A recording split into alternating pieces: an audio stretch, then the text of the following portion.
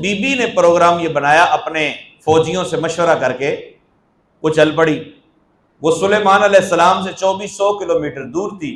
Be be چلتی گئی سفر طے کرتی گئی، ظاہر 2400 کلومیٹر کا سفر تھا، 2 مہینے لگ گئے اسے، اور سلیمان علیہ السلام کے پاس پہنچنے میں 1 گھنٹہ باقی رہ گیا۔ بیٹھے بیٹھے آپ کے ذہن میں خیال آیا، یہ آیت نمبر 38 ہے سورہ نمل کی، یا ایھا الملأ ایکم یاتینی بعرشھا، اے میرے سامنے بیٹھنے والوں تم یہ بتاؤ کہ تم میں سے کون ہے جو یہاں سے جائے اور ملکہ بلقیس کا تخت لے کر آئے، اس کے یہاں آنے سے پہلے تخت چاہیے۔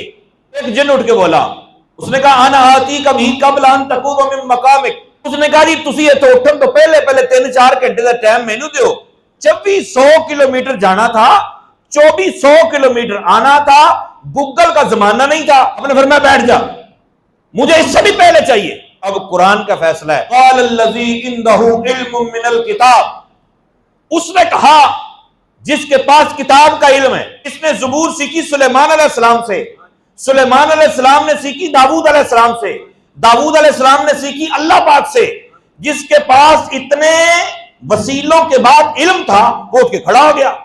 یہ آیت نمبر 40 ہے سورہ نمل کی۔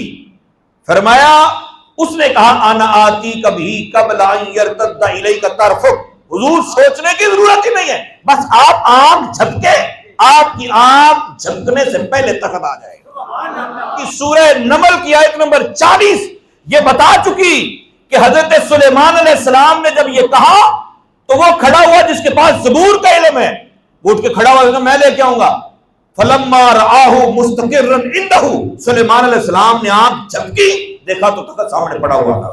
جب اللہ کے نبی کے امتی کا یہ کمال ہے تو پھر اللہ کے نبی سلیمان علیہ السلام کا کمال کیا ہوگا؟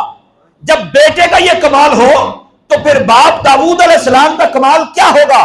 اور جب ان انبیاء کا اتنا بڑا رتبہ ہے اور قرآن بتا چکا تو پھر جن کے یہ امتی ہیں وہ ہمارے نبی کیسا رتبہ رکھتے ہیں؟ وہ کمال حسن حضور ہے کہ گمان نقص جہاں نہیں، یہی پھول خار سے دور ہے، یہی شمع ہے کہ دھواں